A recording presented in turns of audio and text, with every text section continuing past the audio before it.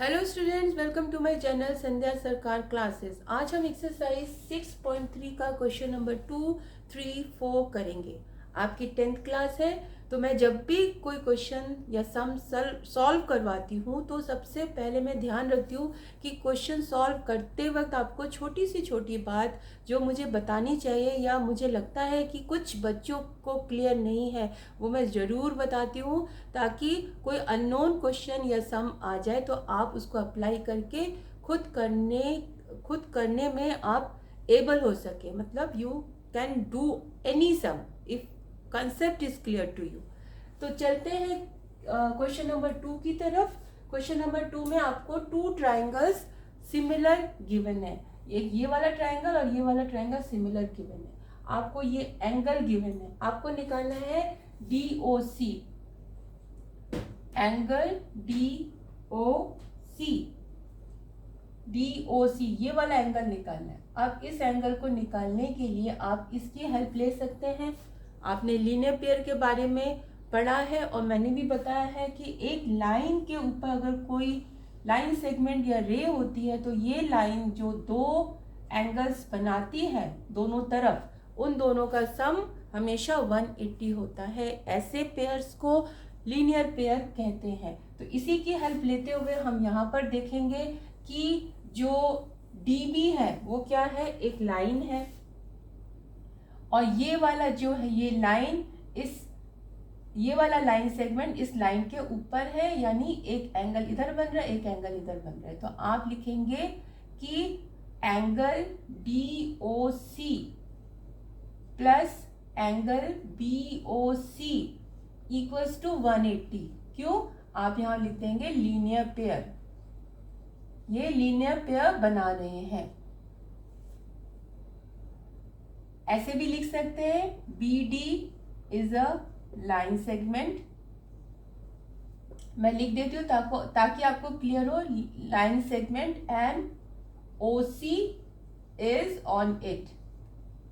ठीक है, ये वाली लाइन है, OC इस तरफ है, ये दो एंगल्स बना रही है, इसीलिए ये हो जाएगा। अब DOC तो आपको निकालना है, DOC लिखा, प्लस BOC आपको 125 दिया हुआ है, 180, यानी एंगल DOC इक्वल्स टू 180। इसको इस तरफ ले जाएंगे तो -125 माइनस हो जाएगा, तो ये आ जाएगा आपका 55, यानी आपका DOC निकल गया लीनियर पेयर की हेल्प से। तो आपका ये निकल चुका है। अब है DCO। इसको कैसे निकालें? अब देखिए, एक ट्राइंगल के अंदर जब दो एंगल्स पता होते हैं तो तीसरा जो एंगल है वो निकल जाता है। कैसे? तीनों एंगल्स का सम एक ट्राइंगल के अंदर हमेशा 180 होता है। तो आप लिखेंगे इन ट्राइंगल COD या फिर DOC, angle C plus angle O plus angle D is equal to 180। इसको हम एंगल सम प्रॉपर्टी कहते हैं। एंगल सम प्रॉपर्टी किसकी? ट्राइंगल की। तो angle sum property of triangle हो गया। एंगल C आपको निकालना है, C का पूरा नाम क्या? DCO, ये रहा। तो आप इसको DCO लिख दीजिए। O कितना है? O अभी आपने निकाला था 55, और प्लस D कितना है? D गिवन है 70 equals to 180। Means angle DCO plus 125 equals to 180। Means angle DCO equals to 180 minus 125 is equal to 55, यानी ये वाला एंगल भी आपका निकल गया। वो कितना है? 55 डिग्री। अब आता है OAB। OAB यानी ये वाला एंगल। इस एंगल को निकालने के लिए आप देखेंगे ये एंगल किसके बराबर है। अगर आप इसकी हेल्प लें कि ये दोनों ट्राइंगल सिमिलर हैं, तो सिमिलरिटी के अकॉर्डिंग अगर ये जो A है और ये जो C है ये दोनों इक्वल है, तो आप लिखेंगे since triangle ODC is similar to triangle OBA, therefore ये वाला ए एंगल सी के बराबर होगा। इस एंगल का नाम पूरा क्या होगा? O A B. Angle O A B is equal to A C D, या फिर एंगल सी लिख दीजिए, angle A C D. A C D कितना निकाला था आपने? 55। तो ये आपका 55 हो गया। तो इजी है, आपको अगर लीनियर पेयर कंसेप्ट याद है, आपको अगर सिमिलर ट्रायंगल्स का जो ट्रिपल ए वाला क्राइटेरियन है वो याद है, तो इनकी हेल्प से आप इस तरह के सम्स को सॉल्व कर सकते हैं। चलिए, ये तो हो गया क्वेश्चन नंबर 2। अब आते हैं क्वेश्चन नंबर 3 की तरफ, जिसमें कि आपको फिगर नहीं गिवन है। ध्यान से पढ़िए और जो जो लिखा है बनाते जाइए, उसके अकॉर्डिंग फिगर बन जाएगा। रिलेट करिए, सॉल्व करिए। क्या लिखा है? Diagonals AC and BD of a trapezium. Trapezium क्या होता है? जिसमें वन पेयर पैरेलल होती है साइड की। तो इसमें वैसे भी उन्होंने दे रखा है। तो ट्रेपेजियम, जैसे ही ये ट्रेपेजियम बोला है तो आप पहले एक ट्रेपेजियम ड्रॉ कर लीजिए।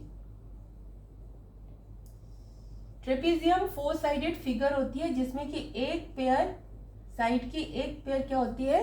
पैरेलल होती है। उन्होंने नाम दिया है कि AB is parallel to AC, तो आप AB लिख लीजिए यहाँ पर, AB और CD। AB is parallel to CD, ये गिवन है ABCD। फिर उन्होंने कहा है कि AC and BD means AC ये एंड BD ये एक दूसरे को इंटरसेक्ट करती है, यानी कि काटती है O पॉइंट पे। ये आपका बन गया ये फिगर।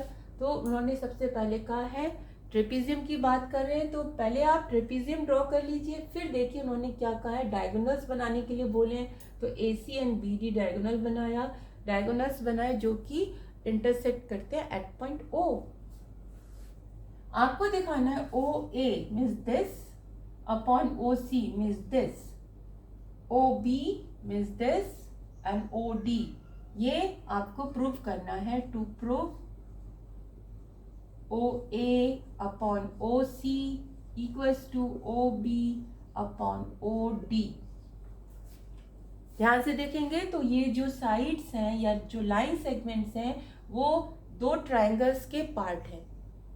किसी ट्रायंगल्स में जो साइड्स है वो रेशियो में कब होते हैं? इक्वल। उनका रेशियो इक्वल कब होता है? जब वो दोनों ट्रायंगल क्या होते हैं? सिमिलर होते हैं। तो सबसे पहले हमें ये ट्रायंगल और ये ट्रायंगल सिमिलर प्रूव करना है, जिससे कि हम इस ट्रायंगल के साइड को इस ट्रायंगल के कॉरेस्पॉन्डिंग साइड के साथ प्रोपोर्शनल में शो कर सकें। तो चलिए हम करते हैं इस ट्रायंगल और इस ट्रायंगल को सिमिलर प्रूव। तो दोनों ट्रायंगल का नाम लिख लीजिए। In triangle OCD and triangle OAB। दोनों ट्रायंगल का आपने नाम लिख लिया। आपने देखा ये दोनों पैरेलल है। मैंने इससे पहले भी बताया है कि जब भी पैरेलल लाइंस की या साइड्स की बात होती है तो आप पैरेलल लाइन से रिलेटेड जो वो होते हैं एंगल्स होते हैं वो सारे दिमाग में आपके आ जाने चाहिए कि ये दोनों लाइंस पैरेलल हैं तो ये ऑल्टरनेट एंगल्स बनाएंगी या कोरिस्पॉन्डिंग एंगल्स बनाएंगी या कॉन्जिक्यूटिव इंटीरियर एंगल्स बनाएंगी। तो यहाँ देखते हैं क्या होता है। यहाँ पर लिखेंगे CD is parallel to AB। Why? Given, ये गिवन है। और AC जो है, दो पैरेलल लाइंस या लाइंस को अगर कोई लाइन इंटरसेक्ट करती है डिस्टिंक्ट पॉइंट में तो इसको हम क्या कहते हैं? Transversal line. यहाँ पे मैं थोड़ा सा रिवाइज करते हुए चलती हूँ ताकि जिन बच्चों को कंसेप्ट क्लियर नहीं है वो क्लियर हो जाए। तो AC इज ट्रांसवर्सल। तो ये आपका A है, ये C है और ये दो लाइंस है। तो उसके अकॉर्डिंग ये वाला angle means this angle should be equal to this angle. क्यों? Alternate interior angles. Alternate angles है। ऑल्टरनेट एंगल्स इंटीरियर भी हो सकता है और एक्सटीरियर भी हो सकते हैं, क्योंकि यहाँ पे अंदर की तरफ है ट्राइंगल के या फिर ये जो पैरेलल लाइंस है इनके अंदर की तरफ है, तो इंटीरियर एंगल्स आप लगा दीजिए। तो यहाँ पर आप लिखेंगे एंगल, इस वाले ट्राइंगल का नाम लिखिए, एंगल का O A B is equal to angle O C D. O C D आपका एक एंगल इक्वल प्रूफ हो गया। दूसरा आप देखिए इसी तरह से ये दोनों पैरेलल हैं, C D is parallel to A B. अब की बार इस लाइन को हम ट्रांसवर्सल लाइन ले लेते हैं, इधर वाली लाइन को, यानी कि बी डी को, and B D is transversal, transversal ऐसे ले लीजिए। तो ये वाला एंगल इस एंगल के इक्वल हो जाएगा। ये भी ऑल्टरनेट इंटीरियर एंगल्स है। आपको यहाँ पर लिखना भी पड़ेगा कि ये एंगल्स इक्वल हैं, तो कौन से एंगल्स हैं ये, तो आप यहाँ पे लिखेंगे ऑल्टरनेट इंटीरियर एंगल्स। ठीक है, अब आपने ये वाला ट्रांसवर्सल लिया है, तो ये ट्रांसवर्सल लाइन इस पैरेलल लाइन के साथ ये वाला एंगल बना रही है और दूसरे पैरेलल लाइन के साथ ये वाला एंगल बना रही है, यानी कि एंगल ओ बी ए, इस एंगल का पूरा नाम क्या होगा, O B A is equal to angle O D C. इसका इस एंगल का नाम होगा ओ डी सी। ओ डी सी क्यों, इसमें भी आप लिखेंगे ऑल्टरनेट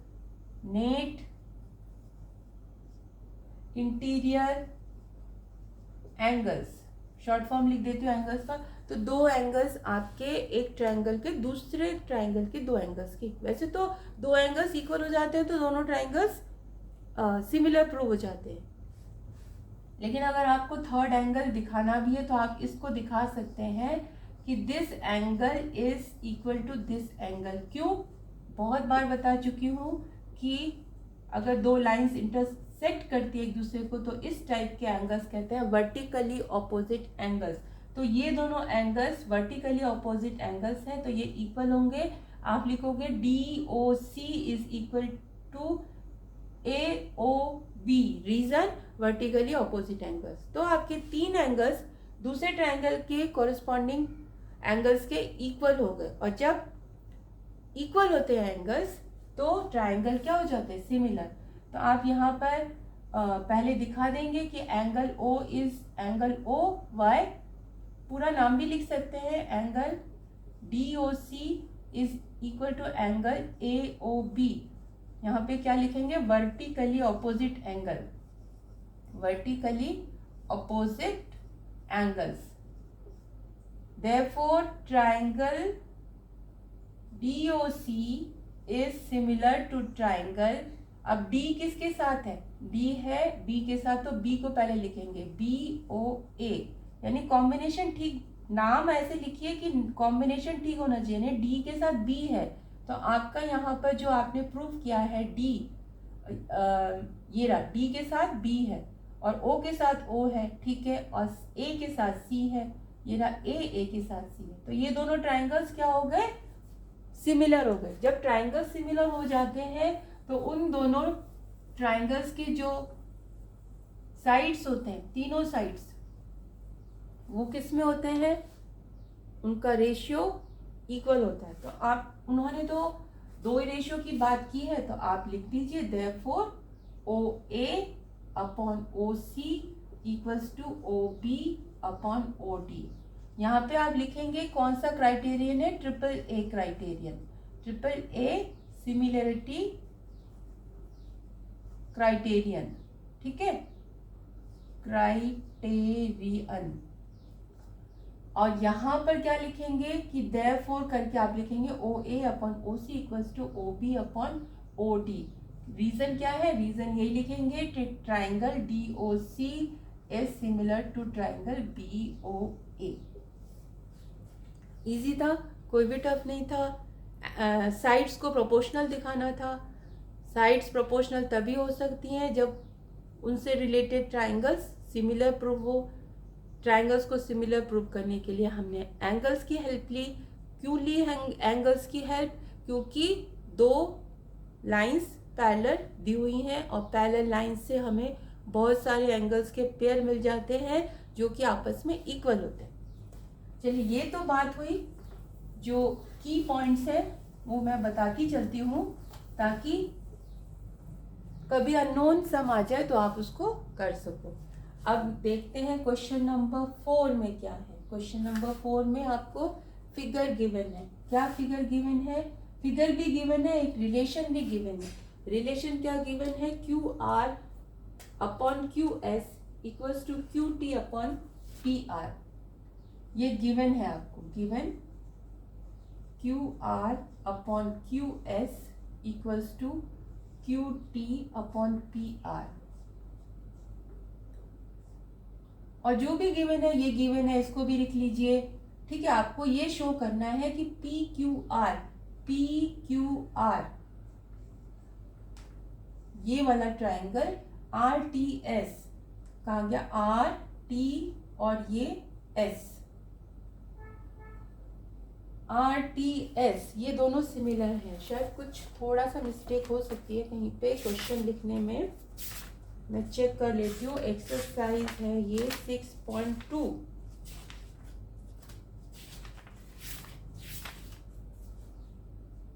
क्वेश्चन नंबर है Q R upon Q T upon P R P Q S. आपको शो करना है P Q S is similar to T Q R. ये कर कुछ और क्वेश्चन आ गया, टी क्यू आर, ये आपको सिमिलर प्रूव करना है। ठीक है, तो पी क्यू एस ये triangle and T Q R ये दोनों आपको सिमिलर प्रूव करने हैं। ये दोनों सिमिलर कब होंगे प्रूव? जब या तो इनके एंगल्स इक्वल प्रूव हो, या फिर इनके साइड्स टू साइड्स, या फिर तीनों साइड्स क्या हो, उनका रेशियो सेम हो। अब इसमें एंगल्स की हेल्प आप नहीं ले सकते क्योंकि कोई लाइन पैरेलल नहीं गिवन है, कोई भी एंगल नहीं गिवन है, आपको साइड्स का रेशियो गिवन है। तो आपको पता चल जाना चाहिए कि हमें रेशियो की ही हेल्प लेनी है। ठीक है, तो और यहाँ पे एंगल गिवन है कि एंगल 1 एंड एंगल 2। तो in triangle P Q R ये वाला जो ट्राइंगल है, इसमें angle 1 equals to angle 2 given है। तो उससे क्या हो जाएगा? एंगल 1 के सामने कौन सी साइड है? पी आर, और एंगल 2 के सामने कौन सी साइड है? P Q. तो ये दोनों साइड्स इक्वल हो जाएंगे। क्यों? क्योंकि sides opposite to equal angles are equal. एक ट्राइंगल में अगर दो एंगल्स इक्वल है तो उन एंगल्स के अपोजिट जो साइड्स होते हैं वो दोनों आपस में इक्वल होते हैं, ऐसा आपको पता है। तो ये साइड इसके इक्वल हुई। तो ऐसा हमने लिखा क्यों इसकी हेल्प ली? एक्चुअली हम ये जो रेशियो है उसको दिखाना चाह रहे थे कि गिवन क्या है आपको, Q R upon Q S equals to Q T upon P R. ये गिवन है। बट जो ट्राइंगल आपको प्रूफ करना है सिमिलर, उसके अकॉर्डिंग अगर आप रफ में लिख के देखें तो यहाँ पे आएगा पी क्यू, और पी क्यू के साथ आएगा T Q, should be equal to Q S and Q R. यहां से आएगा P S and T R. आपको ये रिलेशन आपको पता है, जिसमें से कि अगर आप इसमें मैच करके देखें तो क्यू आर आपके पास है, क्यू एस ये वाला आपके पास है, क्यू टी यानी ये है Q T and P R, but इसके यहाँ पर पी आर होना चाहिए। इसीलिए हमने सोचा कि क्या इस पी क्यू की जगह पी आर बन सकता है, क्या इस पी क्यू की जगह पी आर बन सकता है। तो हमने देखा P Q and P R को इक्वल तभी प्रूव कर सकते हैं अगर इनके सामने के जो एंगल्स हैं वो इक्वल गिवन है, तो गिवन है इक्वल, तो इक्वल गिवन है तो साइड्स इक्वल हो जाएंगी, तो ये साइड्स इक्वल हो जाएंगी। आप क्या करोगे, पी आर की जगह क्या लिख दोगे, P Q, therefore Q R upon Q S equals to Q T upon P Q. यहां से आ गया ना, Q T upon P Q. तो दो साइड, आपको ये वाला क्राइटेरियन याद होगा जिसमें कि आपको टू साइड्स को रेशियो में दिखाना होता है और इंक्लूडेड एंगल इक्वल होना चाहिए। अब आप देखिए ये वाला एंगल इसमें है, पी क्यू आर में है, और पी क्यू एस में ये वाला एंगल है, और टी क्यू आर में भी ये वाला एंगल है। तो यहाँ पे लिखेंगे and angle Q is common, या angle Q is equal to angle Q. ये किसकी बात हो रही है, in triangle P Q R, P Q S and triangle T Q R. जब भी दो ट्राइंगल्स आपको सिमिलर प्रूफ करने होते हैं तब भी हम उनका नाम लिखते हैं, या उनकी हेल्प लेनी होती है तब भी आप उनका नाम लिखते हैं। सॉरी यहाँ पर तो हमें 1 और 2 था, तो ये पी क्यू एस ही है, ये है आपका पी क्यू आर ही है। पी क्यू आर में एंगल से हमने ये इक्वल कर दिया था। अब लाइन मिटा के लिखना पड़ेगा, आप लिखेंगे, अब आपके पास यहां तक लिखने के बाद आप अब लिखेंगे कि इन ट्राइंगल, इन दोनों का नाम लिखिए, P Q S and triangle T Q R. इसमें आपको ये वाला रिलेशन पता है, Q R upon Q S equals to Q T upon P Q. फिर आप लिखेंगे angle Q equals to angle Q, therefore triangle P Q S similar हो जाएगा ट्राइंगल टी क्यू आर। कौन सा क्राइटेरियन, SAS, सिमिलर क्राइटेरियन, या SAS criterion for similar triangles. कुछ भी लिख दीजिए, SAS criterion for similar triangles. तो इजी है ना, जो भी रेशियो दिया है उसको हमने चेक किया कि क्या ये रेशियो इन दोनों ट्राइंगल्स से मैच करता है। अगर मैच नहीं हो रहा कोई एक पॉइंट, तो उसको कैसे हम मैच कर सकते हैं, बाकी जो चीज़ गिवन है उसकी हेल्प लेकर फिर आप तीनों को लिख लीजिए और सिमिलर प्रूफ कर दीजिए। तो होप आपको समझ में आया होगा। इसमें आपने क्राइटेरियन पढ़ा, AAA, SAS, आपने फिर से सीखा vertically opposite angles, linear pair कौन से होते हैं इनको क्लियर करते हुए मैंने बताया कि लाइंस पैरेलल होती हैं तो कैसे आप हेल्प ले सकते हैं एंगल्स इक्वल करने में। होप इनको आप यूज़ करके आप दूसरे तरह के सम्स भी जो कि प्रैक्टिस के लिए होते हैं दूसरी बुक्स में आप कर सकते हैं। If you are liking my video, then please subscribe it, share it and give a comment. Thank you.